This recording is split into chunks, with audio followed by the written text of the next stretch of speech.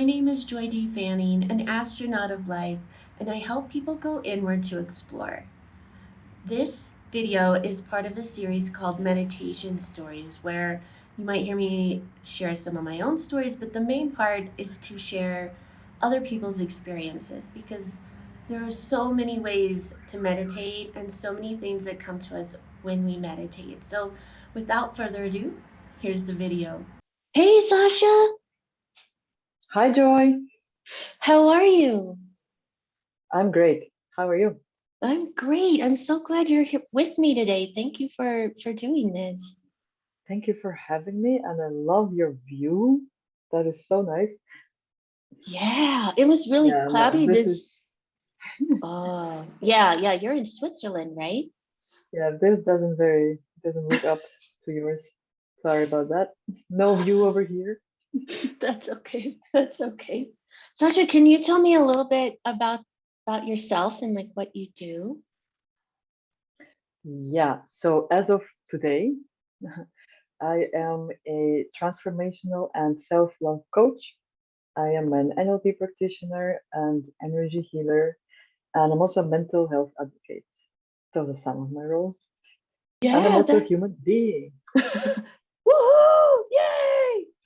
That's A human awesome. being, yeah, trying to like life, trying to Yeah. learn how to live. Exploring life, perhaps, right? Mm-hmm. Yeah. Exactly. Yeah, same here. Cruising, exploring. I love it. That's awesome. So a self-love coach, right?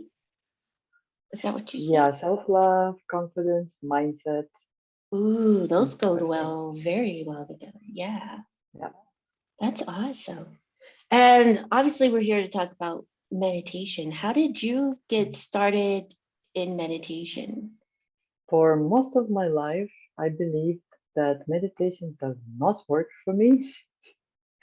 I think most of us have that experience because I tried, and then after 3 days, I was like, it's not working. Stop it. And then I tried again, and after 5 days, it didn't work, so stop it. And then I was actually going through quite a deep depression. And one day, it was the day that was quite a breaking day for me, where I decided that I need to make a change because I was in such a rock bottom that I was Googling like what was the least painful way to die. So after Googling that, I thought, yeah, I don't know if I'm not like ready to kill myself just yet. Let me try something else. So I started with Headspace app actually, and I started their 30-day challenge or something, and I did 3 minutes per day because that was the shortest you could do. And I listened to it every day, and it was mostly just body scan and then a little bit of breathing, and that's it. And then thankfully, the Headspace app guy has an amazing voice, so I really enjoyed listening to him. And after 3 weeks or so, a funny episode happened. I was in the kitchen and I was preparing tea, and then I dropped that bloody tea on the floor, like tea everywhere. And normally I would get upset and pissed and frustrated and everything, and angry at myself and angry in general, and that would probably ruin my first half of the day for sure. But that day, I dropped the tea, and instead of reacting, I had this thought like, "Ooh, is this really a big of a deal?" And then I realized like, what just happened? What the hell was that? I never experienced that before. Like, what was this? What was this gap? And then I realized, wow, this is from meditation. And after, for the first time, experiencing the power of meditation and becoming aware of your own thoughts, then I was hooked. Then I was like, this is it. I'm doing this every day, and I've been doing it now. Let me think. 4 years, a bit more than 4 years. I mean, Wow. there are some periods where like somehow a bit slacking and I don't do it every day, but generally I try to do it every day. Yeah, same here. Yeah. I I I have a very similar story of like the reaching the rock bottom and wasn't quite ready to go the suicide route. So I was like, I obviously Hmm. something needs to change. because this is miserable. Yeah. I got a therapist, and she eventually led me into meditation as a way to like help myself. And it same thing. It was really hard at first. So I like that you mentioned just starting with 3 minutes, and it Yeah. was most people can commit to 3 minutes. Exactly. That's that's Yeah. like I going to think the the biggest bathroom, right? Like it's yeah, yeah. I think the biggest challenge for me previously was that you had to go anywhere from 10 to 20 minutes. And after 5 minutes, I was already, my back is hurting and I have like a million thoughts. I'm like, this is definitely not working. So you give up easily when it's like so many challenges. But if it's only 3 minutes, by the time you're done with the body scan, you only have 1 minute left. And if you can do 1 minute of breathing, believe me, you can. I trust you. Oh, wow. So have you, so you've meditated for like 4 years. I'm assuming you do more than 3 minutes now, right? Like, what does it look like now for you? Yeah. Generally, I meditate anywhere between 15 and 30 minutes a day, at least. Sometimes I do it more than once. Sometimes I skip and it doesn't happen. But usually 15 to 30 minutes a day. And I like to start with 15 minutes or so of just, what is it, Vipassana, they're just the breathing, and literally just going into this zone, into this amazing presence, and just really feeling present and coming back to my body. And once I'm there, then I would switch to visualizations and manifestations and feeling gratitude. Oh, I definitely every morning have to connect to gratitude and whatever manifestations after that. Wow. Yeah, I have a similar, I call it thought recess. That's what I do before like my deep meditation, because it takes me a bit to like get in the zone, so to speak, Yeah, right? And take some time. I'll just kind of pace my office here and look out my pretty window, and yeah, it takes from 10 to sometimes 40 minutes, whatever I need. Hmm. And usually I'll end up Yeah, writing an idea mhm. down or a to-do list, and I just kind of get all that out.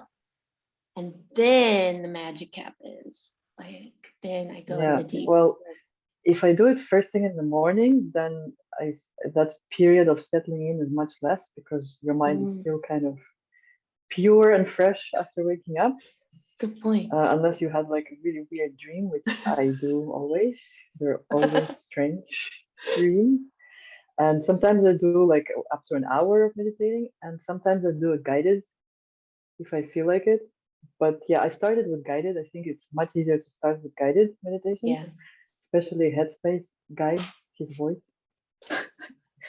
And but eventually I grew out of it. I was like, no, I don't want anybody to tell me what to do. I want to do my own thing. Yeah. No, I'm the same way. I I I like to visualize, and so guided meditations were perfect, and they kind of keep you on track. But now I kind of guide myself, and I'll just use music, and I yeah basically guide myself. But it took a bit to get there, right? And now I write Well, my it own is guided meditations. It's fun. exactly. It is a practice, and like any skill, it's a skill Yeah. basically. It's like learning to read. You know, you don't learn to read from one day. It takes time and practice. This is the Yeah, same thing. that's a good point. And that's another reason to just start small and work your way up as you get more comfortable with it. Yeah. Yeah, especially like for those people who are just starting and who are like me and they think that this definitely doesn't work. For me, start small and have patience. Like literally just commit to 30 days, make it an experiment. Think of it as like this, not something like you have to do, but rather something fun, like an experiment. And just do 3 minutes for 30 days. And I will guarantee that at some point you will feel it. Yeah, totally. So have you had any experiences that you could share with us that you've had via meditation, like either energy or seeing something or anything like that? I'm not a seer. I'm not a, what is it, no, I don't remember the word for it. Clairvoyant, Yeah, I'm I not a think. clairvoyant, I'm a sensivant. So I just know things. Ah, nice. And generally visualizations also, I don't always manage to like properly see it. It's more about like feeling it and sensing it. But I remember the first time, I think it was Joe Dispenza's meditation that I was doing maybe 2 years ago, where he would guide you to like first focus on, I don't know, your ears, and then the space inside the ears, and then your nose, and then the space inside the nostrils. And I was like, what the hell is going on?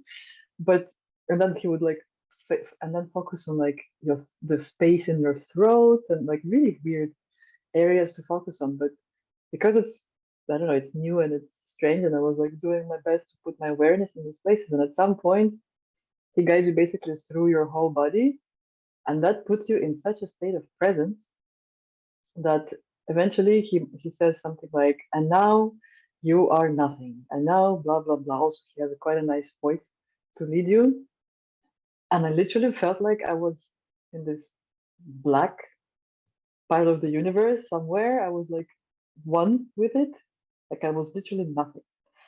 And that felt amazing, and that felt so peaceful.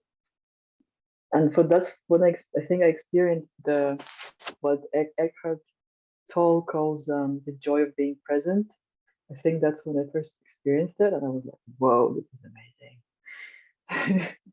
And so that after that, I realized, like not realized, I learned that by doing this, not just body scan, but really thorough awareness on each body part, and then manage if you manage to focus on and feel all of your skin at once, that is like now I can do it very quickly, and I can bring myself to the super present instant, not instantly but very quickly.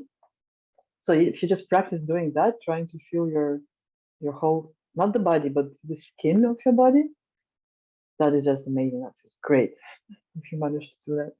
Wow, that's amazing. I've talked to a few people now who have been able to go into that. I don't know. I feel like in Hindu there's a special name for it, but that black, it is blackness, you're right, but oh, it's an overwhelming, peaceful, loving Mhm. connectedness where I don't know. I've been in it too, where it's like you just get it. Like, oh, okay, this is how it's all connected. Okay, well, it's all connected. It's all one. Yeah, This is it. I'm in and it. on Oh wow. mhm. And on the Yeah. other hand, I also often experience the opposite of that, which is usually the NLP. NLP is neuro linguistic programming. So a lot of NLP meditations, especially with my mentor, that the way he does it, we often end up going to the opposite of that, which is the pure light. You're surrounded in just by pure light. You are the light, and everything around you is just wonderful, amazing, beautiful light. And that is also such an amazing experience. You just like you feel it, like I feel my vibration like insta increasing when I go to this light. And like when I come out of the meditation, I can feel my body vibrating because it's so nice. Such a high vibe place to be. Yeah. Well, yeah. And I like that you said it's high. Like, because sometimes when I go into meditation, especially if I go like real high or real deep or whatever you want to say, when I come back to my body, like I'm cold. Yeah, I might be tingly. And it takes a bit to like ground myself and be like, no, I'm in this body now. We are in here. We are not traveling. We are doing this. And it can, I think at first it kind of scared me because I didn't even realize what had happened, like that I had Hmm. left, or I mean, my consciousness was somewhere else. I wasn't focused on my body anymore. And I Hmm. was in this experience. And then, yeah. So, yeah, that's cool that you felt that too. I feel like, Yeah. in a way, it's our body like integrating those higher frequencies, and like adjusting or something. Yeah, I feel that meditation helps us to kind of get back to this balanced sort of space, like this neutral space first, and then once we started going higher and higher in frequency, what I found for me personally is some of the unhealed emotions or unhealed situations or all this nasty crap starts coming out. And this is where my journal comes to rescue. I really love journaling. And like when I mentioned that I was in a really bad place and I started with 3 minute meditation today, I was also doing journaling at the same time. So this combo together is great for, first of all, becoming more self-aware and more conscious, but also to dealing with whatever comes up, right? Yeah. And really and releasing it. Yeah, because you're right. When we go in meditation, a lot of times I'm shown, now I am, I can't say it either, clairvoyant. So I do see things and I'll be shown like, this is what you need to work on. And I'll be like, oh shit. Like I don't really want to work on that. Are you sure? Yep. This is Yeah. what you need to do. And or like you need to heal this. Like I'll see an entity or an energy and it'll like show me an emotion, something because sometimes I don't see it. I'll just feel it. And it'll be Mhm. like this, it'll show me something I have in my energy body that's like, it's time to heal this past pain, right? Or something. Nice. And I but just that's have it as a thought. And that's yeah, why I'm not always sure if it's like my intuition thought or if it's my mind thought. And I'm like, I don't know. This whole clear sentient thing is confusing.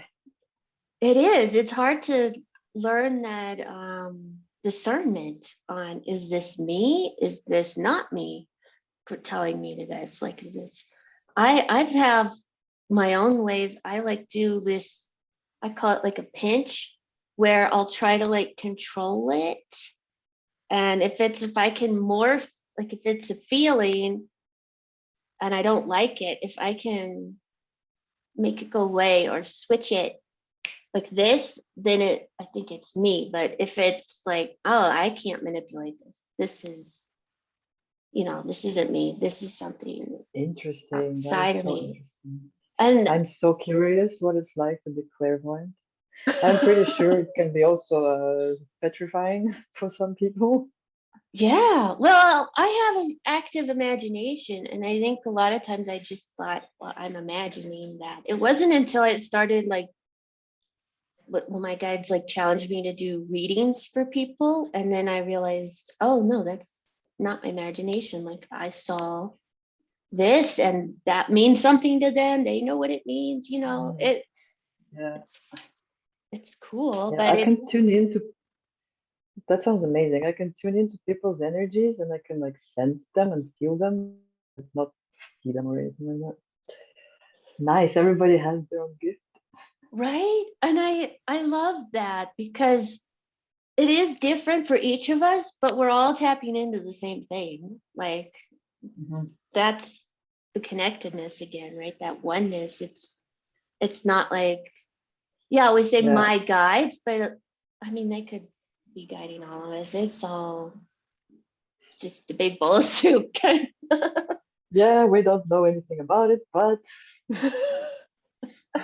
But that's it's part of nice. the exploring, like to just Exactly. try to figure it out. Like, okay, this is, and I think feeling those vibrations, you can tell if it's a high vibe or a low. Like once Hmm. you get to that level of discernment, even if you're like me and you see something, you can sense its vibe and you're like, okay, this is an angel vibe, or this is source vibe, this is super high, oh my gosh. But then most of the time in my like 3D life or in real life, people will say something usually about the news and it just the energy around you like, oh, what? That feels like Yeah, garbage. I stay away from that crap. My gosh. Yeah, well, it just feels so different. And you're like, why in the world would you want to be in that energy? No, thank you. No, thank you. Yeah, because they probably don't know others. Yeah. I mean, I've been marinating in negativity for years. Well, I And it think took all of me, it, most of us have, right? yeah, and then it took me really going to like the lowest of the lowest to actually start changing something. Yeah, same here. I used to wish that was different, but now I'm like, you know what? It was a part of the journey, right? Like I Exactly. know what that feels like, and I know I can climb back out of it should it ever happen again. And it really Yeah. kind of, once you climb out of there, it almost makes you feel like, well, I can do anything now. Like Yeah, I but already know the I worst that feel, could happen. yeah. Well, I feel that the process of climbing out of that is the process of us reconnecting with ourselves and our true self and our soul and like really getting to know ourselves. And once we get to like really this place where we know us who we are, we're comfortable in our own skin, we love ourselves unconditionally, nothing can shake us anymore. Like whatever happens, nothing can beat us down because yeah, just because we already got to this place that is unshakable. That was perfectly said. That was beautiful. Yeah, no, that sums it up beautifully. I don't think I could say that any better. Yeah, Thank no, you. it's, And once we yeah, know, yeah, once we know our power, once we remember like who we are and what we can do, man, there's no going back. right. There really isn't. No. And it feels like the sky's the limit at that point. You're like, well, now Yeah. I know what direction I want to go, and I'm not, Hmm. I'm gonna shift everything to make that happen. Exactly. And meditation is an amazing tool to help us come back to this power home, power station and recharge, right? Yeah.